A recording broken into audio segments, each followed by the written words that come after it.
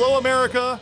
JOC here with your Ranting Politics headline updates, where we are diving into today's most explosive political stories that you need to know about. Coming up, Trump's making massive moves in the Middle East with his peace initiatives and some eye-popping trade deals. Then, hold on to your hats as we dive into his absolutely jaw-dropping planned meeting with Syria's interim president, who, oh, by the way, used to lead an al-Qaeda affiliate. Yeah, you heard that right. And if that wasn't enough to get your political juices flowing, we'll unpack Trump's latest domestic bombshell, a bold new economic proposal that would give every American newborn $1,000 right out of the gate. It's got MAGA in the name, but is it actually something both sides might love? If you're just tuning in for the first time, welcome to America's fastest growing daily news rundown, designed specifically for your commute, run, or coffee time. Stick around for all this and more in your daily dose of unfiltered news and common sense commentary. This is Ranting Politics Headline Updates.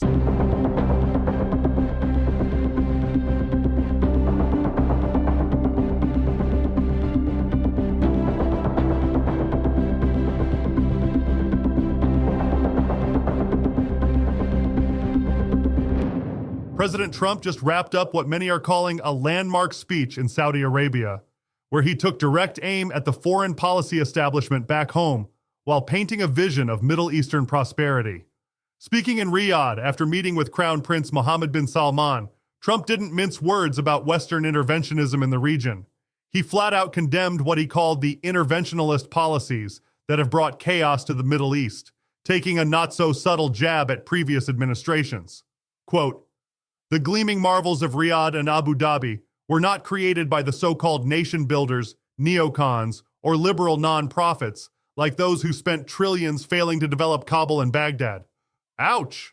I think we all know exactly who he's talking about there. But Trump wasn't just playing the blame game. He backed up his talk with some serious economic muscle, signing a massive $600 billion package of trade deals with Saudi Arabia. That's billion with a B, folks. According to Fox News, these agreements could help create up to 2 million American jobs. Not too shabby.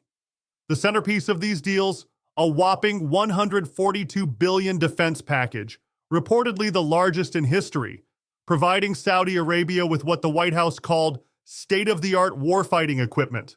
There's also a $20 billion investment from Saudi Arabia's data vault for AI data centers in the United States, plus another $80 billion in tech partnerships involving Google, Oracle, Uber, and others. Trump's message to the region was clear.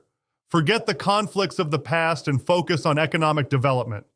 He urged Middle Eastern leaders to put aside your differences and focus on the interests that unite you. In his vision, the Middle East would be defined by commerce, not chaos, and would export technology, not terrorism. It's a bold strategy, using American economic influence rather than military might to reshape one of the world's most volatile regions. And based on the standing ovation he received from the Crown Prince, it seems to be landing well with at least some key players in the neighborhood. All right, let's dive into the details of these massive trade deals because they're honestly jaw-dropping. The $600 billion package Trump just signed with Saudi Arabia is unprecedented in scope. I mean, we're talking about economic agreements that could reshape both American and Middle Eastern economies for generations.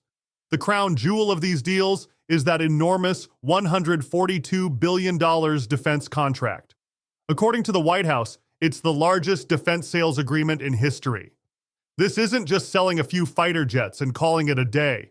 We're talking comprehensive military modernization, advanced warfighting equipment, air and missile defense systems, maritime security, border security upgrades, and cutting-edge communication systems. But here's where it gets really interesting. This isn't just about weapons. DataVolt, a Saudi company, is dropping $20 billion to build AI data centers and energy infrastructure right here in the United States. Then there's another $80 billion investment in what they're calling cutting-edge transformative technologies through partnerships with some of America's biggest tech companies, Google, Oracle, Salesforce, AMD, and Uber. The White House says these deals are building economic ties that will endure for generations to come. And the job creation potential, up to 2 million American jobs, according to Trump. That's basically creating employment for the entire population of New Mexico. But let's be real for a second. What's the catch here? Is this just about money and jobs, or is there a deeper geopolitical play? Saudi Arabia has a complicated human rights record, to put it mildly. And by tying our economic fortune so closely to theirs, are we giving up leverage on other issues? Plus, how much of this $600 billion is actually new investment versus repackaging previously announced deals? And while we're making it rain defense contracts in Saudi Arabia, it's worth asking, what exactly are they planning to do with all this state-of-the-art warfighting equipment? The region isn't exactly known for its stability, and Saudi Arabia has its own complex web of regional rivalries. That said, if even half of these deals materialize as promised, we're looking at a serious economic boost and a major reshuffling of America's approach to Middle East diplomacy. In what might be the most eyebrow-raising diplomatic move of his presidency, Trump just announced he'll be meeting with Syria's interim president Ahmad al-Sharaa tomorrow morning in Saudi Arabia. And if that wasn't shocking enough, he's also planning to lift economic sanctions against Syria completely. The Saudi audience gave him a standing ovation when he declared, "I will be ordering the cessation of sanctions against Syria in order to give them a chance at greatness." Now, let's be crystal clear about who we're dealing with here. Al-Sharaa, also known as Abu Mohammed al-Jolani, isn't your typical world leader. Until very recently, this guy had a $10 million bounty on his head, courtesy of the US government. Why? Because he was a member of al-Qaeda in Iraq, fighting American troops in the early 2000s. In 2012, he founded the al-Nusra Front, al-Qaeda's Syrian affiliate, to battle against Bashar al-Assad's regime. The Biden administration quietly canceled that bounty in December, right after Assad's fall from power. Al-Sharaa has been trying to rebrand himself as a champion of religious diversity in Syria. But come on, we're talking about someone who is a key figure in one of the most notorious terrorist organizations in modern history. According to White House officials, Trump agreed to say hello to the Syrian president while in Saudi Arabia tomorrow. That's quite an understatement for meeting with someone who was on America's most wanted list less than 6 months ago. Trump is framing this as giving Syria a fresh start, telling reporters, "The way we have them sanctioned, it doesn't really give them much of a start." He's also giving credit to Turkish President Erdogan for masterminding Assad's ouster, suggesting this move comes at Turkey's request. This represents a complete 180-degree turn in American foreign policy towards Syria. We're going from imposing crippling sanctions and having a bounty on this guy's head to shaking hands with him and opening up economic relations, all in the span of a few months. What does this mean for U.S. foreign policy more broadly? Are we now in the business of rehabilitating former terrorist leaders if they gain political power? And what message does this send to our allies in the region who have been battling groups like al-Qaeda? This move could either be remembered as a bold stroke of diplomatic genius or a dangerously naive misstep. Only time will tell which. So who exactly is Ahmad al-Sharaa? Let's peel back the layers on this controversial figure who's had quite the career trajectory, from terrorist to head of state. Al-Sharaa, now 42, began his extremist journey in the early 2000s as a member of al-Qaeda in Iraq, directly fighting against American troops during the height of the Iraq War. But he wasn't content with just being a foot soldier in someone else's jihad. In 2012, he founded the al-Nusra Front, essentially establishing al-Qaeda's Syrian franchise to battle against Bashar al-Assad's dictatorship. For years, this guy was considered such a threat to American security that we had a $10 million reward for information leading to his capture. Let that sink in. The same man Trump is meeting tomorrow was someone our intelligence community considered dangerous enough to put an 8-figure bounty on. By 2016, al-Sharaa apparently decided the al-Qaeda brand wasn't helping his cause, so he formally severed ties with the terrorist network. Was this a genuine ideological shift, or just rebranding for political convenience? That's the million-dollar question. What's undeniable is his effectiveness as a military leader. After years of bloody stalemate in the Syrian civil war, al-Sharaa emerged as a central figure in Assad's eventual downfall last December. He's since positioned himself as a champion of Syria's religious diversity. Quite the pivot for someone who once represented an organization known for its brutally strict religious interpretations. The transformation is reminiscent of other terrorist leaders throughout history who've eventually entered mainstream politics, from Northern Ireland to South Africa. The big difference? The breathtaking speed of al-Sharaa's rehabilitation on the world stage. Trump's willingness to meet with him seems to be part of a larger strategy to reshape the Middle East through economic incentives rather than military power. By lifting sanctions and extending diplomatic recognition, Trump is betting that bringing Syria back into the international fold will yield more stability than isolation.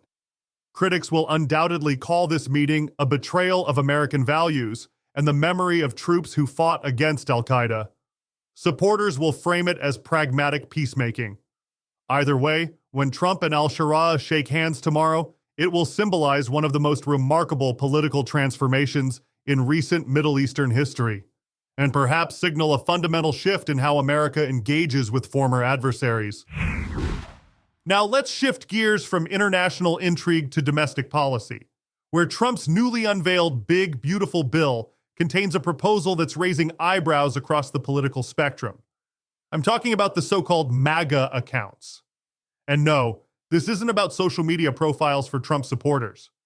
MAGA in this context stands for Money Account for Growth and Advancement, and it's essentially a government-sponsored investment account for every newborn American. Here's how it works. Every baby born with a Social Security number would automatically receive $1,000 deposited into their very own investment account. This seed money would then grow through investments over the child's lifetime.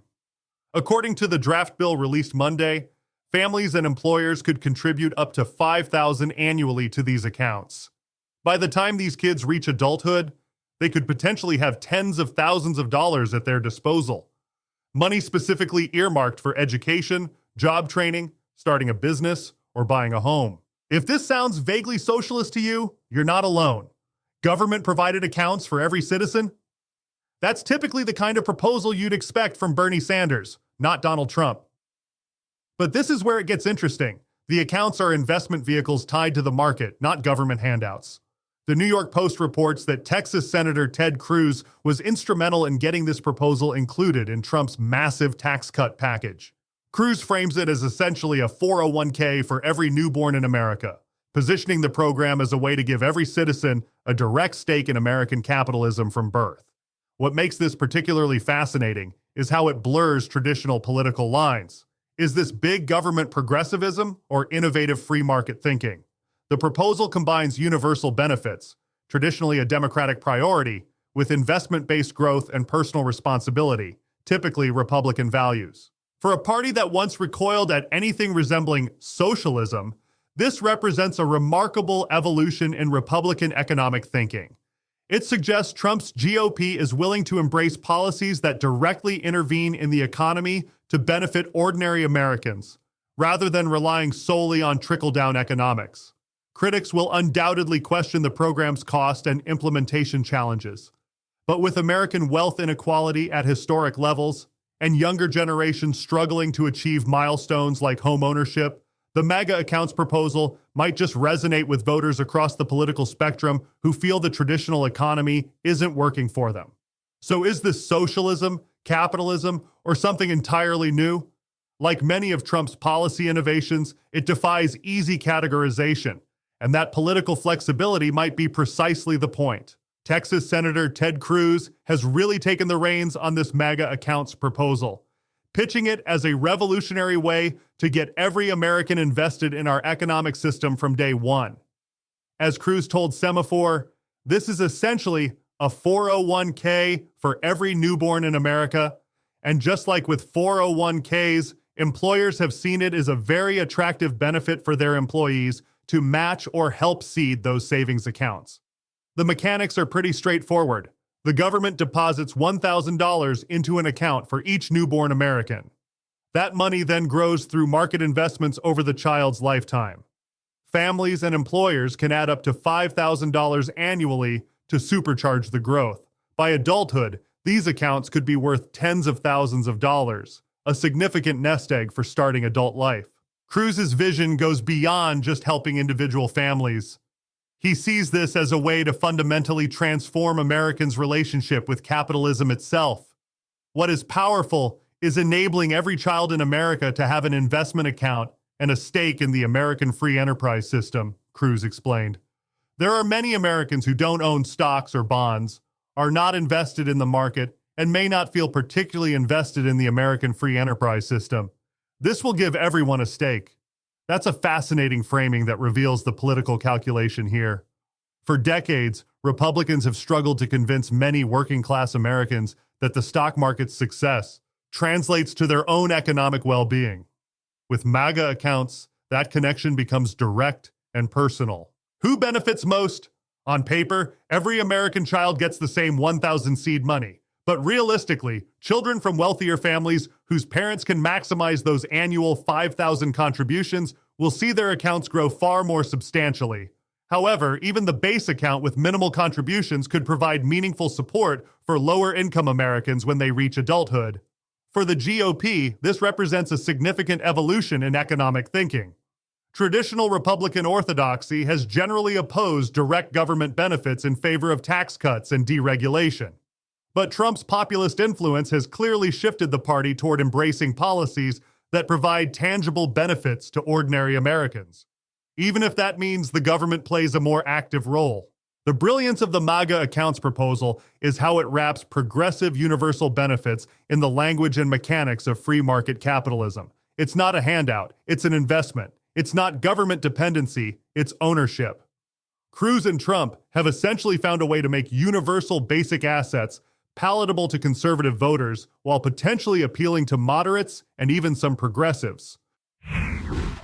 Let's take a step back and look at the bigger picture here.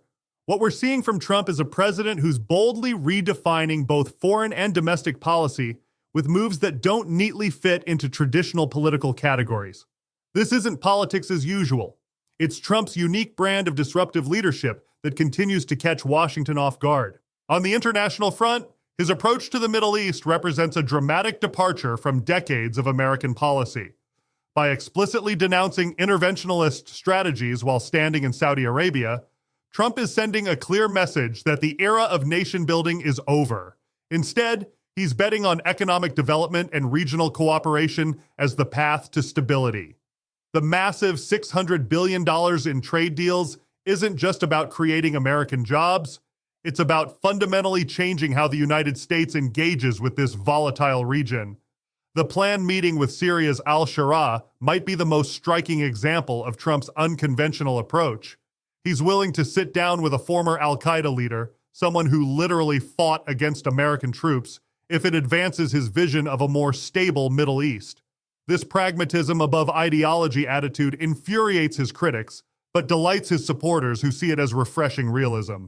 On the domestic front, the MAGA accounts proposal reveals similar boundary-breaking tendencies. This isn't traditional Republican economic policy. It's a hybrid approach that pairs government intervention with free market principles. By giving every newborn American a stake in the stock market, Trump is attempting to broaden capitalism's base of support while addressing wealth inequality through market mechanisms rather than taxation. What these policies tell us about Trump's vision is that he remains fundamentally transactional, valuing concrete outcomes over ideological purity. He doesn't see himself as conservative or liberal, but as a problem solver willing to borrow from any political tradition if it helps achieve his goals. Whether it's peace in the Middle East or economic security for Americans, Trump continues to defy conventional political categorization. The risk, of course, is that by challenging so many established norms simultaneously, Trump creates unpredictable outcomes both at home and abroad. But that's clearly a risk he's willing to take, as he puts his distinctive stamp on American policy for years to come. And that wraps up today's Ranting Politics headline updates. We've covered quite a lot of ground today, from Trump's bold Middle East peace initiatives that flipped the script on traditional foreign policy, to his eyebrow-raising meeting with Syria's former al-Qaeda leader, and that innovative MAGA accounts proposal that's got everyone talking. Want more unfiltered political coverage? Follow us on X at RantingRP. We're also streaming on YouTube, Spotify, iHeartRadio, and Apple Podcasts. And don't forget to visit rantingpolitics.com, where we break down all the day's biggest stories, and you can subscribe to our newsletter for in-depth articles. This is JOC, signing off, and thank you, our loyal listeners, for choosing Ranting Politics headline updates. We'll be back soon with the updates you need to navigate these interesting times. Remember, we don't align with a political party. We align with you, the American citizen. Until then, stay tuned, stay informed, and as always, stay free.